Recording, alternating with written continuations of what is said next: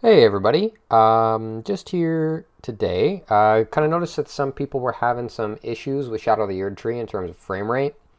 I wanted to help some people out. I did when the game launched, and apparently it did help some people out, and I found some new tricks up my sleeve. So I thought we'd take a look at them today and see how I can get you guys a little bit of a better FPS or maybe a bit of better performance, yeah, especially if you want to use the ray tracing modes. So yeah, we'll go take a look. So the first thing you're going to want to do is take a look at your settings. So let's do that now. Once you go into your settings here, you will see the ray tracing quality option. So know that by default on a lot of systems that can do ray tracing, the game will automatically turn it on post DLC update. It is a bug. It since has been fixed, but it is not disabled. So if you have it on, that could be a reason as to why your game might be lagging. If that's the case, turn it off, just relog out of your game, back in, you should be good to go. If it's off and you're still getting issues, what you can do is go into the advanced settings and take a look at the settings you have here. Now, mind you, I have an RTX 3070, so I have quite a bit of power to be able to turn all the settings up to what I'd like them to be. But you guys might not have that capability. So like I said, it's the basics. Just turn these down, lower these for your computer, see what kind of works for you, what gets you to a better performance. And yeah, that's the basic stuff. Now that all the basics are out of the way, let's see what else we can do. To start out, this is a really quick one, but the game has a very odd behavior when in full screen. For some reason, it tends to have an issue with frame pacing. I don't know if it's memory related or GPU related, but if you play in borderless windowed versus playing in full screen, you seem to just get better frame times and better performance. And by frame times, if you don't know, it just means that you're not going to be hitching as much, so your frame rate might be good, but you might be dropping once in a while. When it comes to Elden Ring specifically, I find that borderless windowed or just windowed modes tend to work better over full screen modes. All right, so another thing we can do is open up our task manager, and you'll find Elden Ring here. You want to hit that little arrow and right click it. You want to click on Go to Details.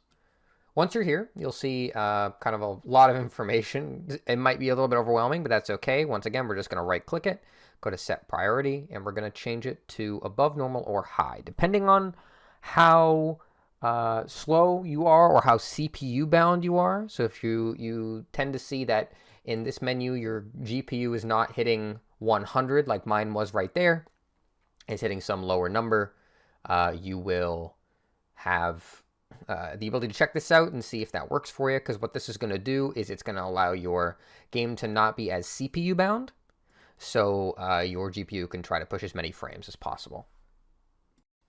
The last thing that I wanted to show you guys is actually the main reason why I wanted to make this video today. With the DLC coming out, I've noticed that there's been a lot of GPU bound scenarios where the game is just pushing a lot on screen and it causes your game to just slow down and hitch. Now, as someone with a 3070, that is very, very strange.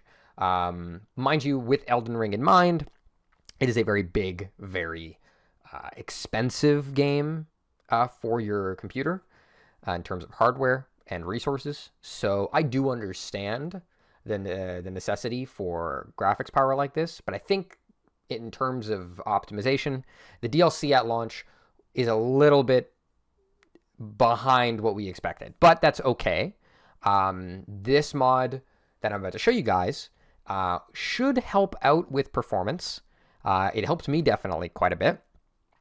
Especially if you decide to use the ray tracing. Even if you don't, this will help you out. And this will help you out whether you have a NVIDIA card, AMD card, or Intel card. Any of them will work with this.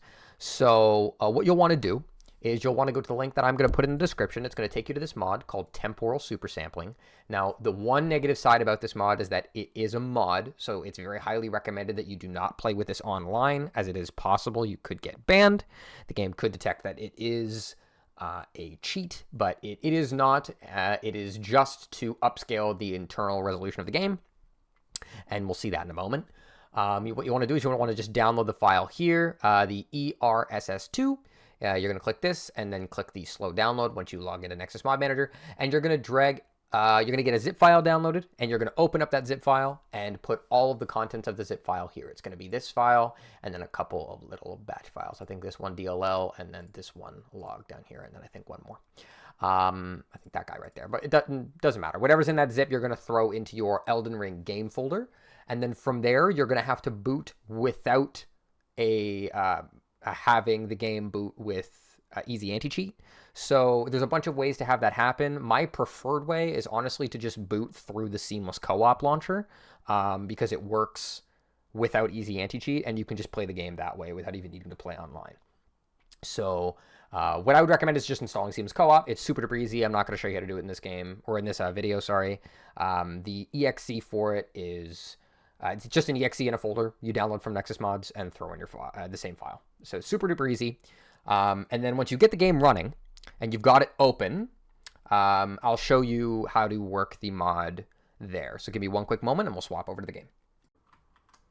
All right, we are back in the game. Just letting you guys know I'm on a different file right now because I don't want to show any DLC stuff off. I am going to show a quick clip of the DLC just to show what kind of performance and what kind of visuals you're going to be expecting. But just to show you how the mod works, once you get in game, all you'll need to do is hit the home button on your keyboard, and this menu should now show up.